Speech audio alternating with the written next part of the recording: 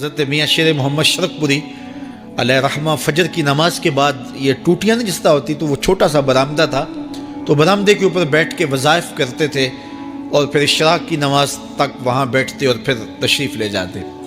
گرمی کی شدت تھی تو حضرت فرائض کی ادائیگی کے بعد وہاں چلے گئے، تو نمازیوں نے آپس سے مشورہ کیا کہ یار حضرت کو عرض کریں کہ بارش کے لیے دعا کی جائے۔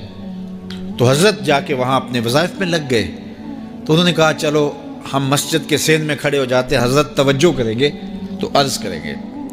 تو جتنے نمازی تھے وہ سارے صحن میں کھڑے ہو گئے اور برآمدے کے اوپر میاں صاحب وظائف میں لگے۔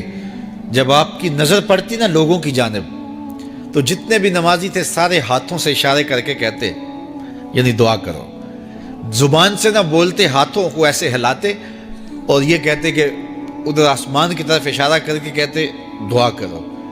میاں صاحب پھر وظائف میں لگ جاتے۔ پھر جب میاں صاحب کی آنکھ اٹھتی نا تو یہ سارے ہاتھ اٹھاتے اور آسمان کی طرف ہاتھ اٹھا کہتے، میاں صاحب پھر وظائف میں لگ جاتے۔ جب 2-3 مرتبہ ایسا ہوا نا تو میاں صاحب کی ہنسی نکل گئی اور ایسے آسمان کی طرف دیکھ کے کہا چل ہن پا دے۔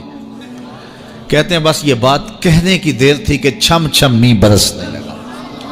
تو جب کوئی حضور کا ہو جاتا ہے تو رب اس کو اپنا محبوب بنا لیتا ہے۔ تو حضور کی محبت خدا کی محبوبیت کا ذریعہ ہے، اس لیے ہمیں حضور کا پیار اپنی روحوں میں موجزن کرنا ہے، حضور کی محبت اپنی روحوں میں اتارنی ہے، اور محبت اپنے تمام تر تقاضوں کے ساتھ جب روح پذیر ہوگی تو پھر ہمارا انداز زندگی بھی سنور جائے گا، ہماری آخرت بھی سنور جائے گی۔ محبت کے من جملہ تقاضوں میں سے سب سے بڑا تقاضا محبوب کی اطاعت ہے، کہ بندہ جس سے پیار کرتا ہے اس کی بات مانتا ہے۔ یہ ہے دعوی محبت کا ثبوت، اس کی دلیل۔ اور حضور کے صحابہ کی زندگیاں دیکھیے کہ انہوں نے حضور علیہ السلام کے ساتھ کیسے پیار کیا، حضور کی محبت میں اپنی عادتوں کو بدل دیا۔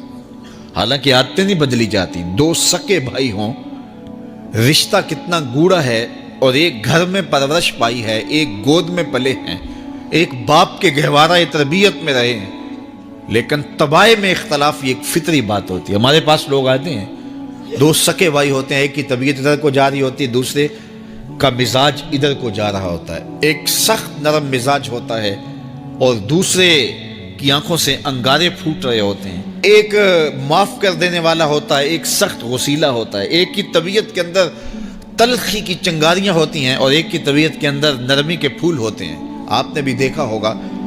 تو یہ ایسا ہوتا ہے۔ اب اسی طرح کھانے پینے کی چیزوں میں طبائع کا اختلاف یہ فطری بات ہے، ایک کو ایک چیز پسند ہوتی ہے، دوسرے کو وہ چیز پسند نہیں ہوتی ہے۔ بعض اوقات ماں کو مسئلہ ہوتا ہے کہ یہ چیز اگر میں تیار کرتی ہوں تو میرا دوسرا بیٹا نہیں کھاتا، تو اس کے لیے بعض سے الگ سے کوئی چیز تیار کرنی پڑتی ہے کہ اس کی ڈیمانڈ یہ ہے اور میرے اس بیٹے کی ڈیمانڈ یہ ہے۔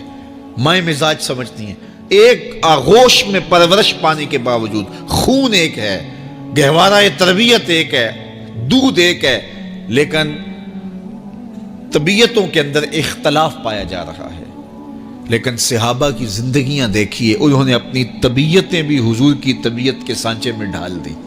حضرت انس بن مالک کو کسی نے دیکھا کہ وہ شوربے سے کدو کے ٹکڑے نکال کے کھا رہے ہیں، تو کہا یہ کیا کر رہے ہو؟ کہا میں نے ایک دن حضور کو یوں کرتے ہوئے دیکھا تھا۔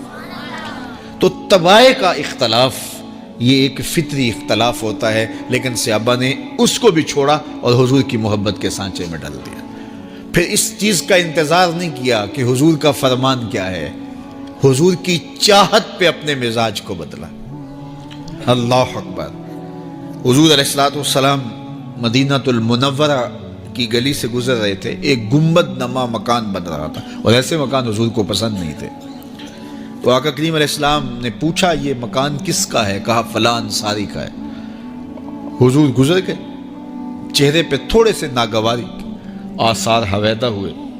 کسی نے اس صحابی کو بتا دیا کہ حضور گزرے تھے، تیرے مکان کو دیکھا، شاید پسند نہیں آیا۔ 2-4 دن کے بعد حضور دوبارہ گزرے، دیکھا کہ وہاں ملبے کا ڈھیر پڑا ہوا تھا۔ فرمایا صحابی کو بلاؤ، بلایا گیا، کہا میں پرسوں ترسوں گزرا تھا، تیرا مکان دیکھا تھا، یہ کیا ہوا؟ عرض کی میں نے گرا دیا ہے۔ فرمایا کیوں؟ عرض کی سنا تھا آپ کو پسند نہیں، سنا تھا آپ کو پسند نہیں، میں اور آپ دیکھیں ہمارا کیا کیا حضور کو پسند ہے، سر سے لے کر پاؤں تک، نجی زندگی سے لے کے سیاسی زندگی تک، اپنے امور ذات سے لے کر کے اپنی معاشرتی زندگی تک، ہمارا کیا کیا حضور کو پسند نہیں، اور ہر وہ چیز بدل دیں جو حضور کو پسند نہیں۔ محمد دی زیارت محمد دے رنگ وچ، اے ٹھگ بازیاں جانے پیارا محمد صلی اللہ علیہ وسلم۔ میرے شیخ کامل کا ایک شعر ہے، اور وہ شعر اتنا وزنی ہے کہ اگر میرے پاس جواہر لال موتی ہوں اور میں ایک پلڑے میں ڈال دوں اور ایک پلڑے میں یہ شعر رکھ دوں تو یہ شعر پھر بھی بھاری ہوگا۔ یاری لا تو پاک نبی سنگ، اے پر پوری یاری، پھر درود قبول ہے تیرا لکھ نہ لوں ایک واری۔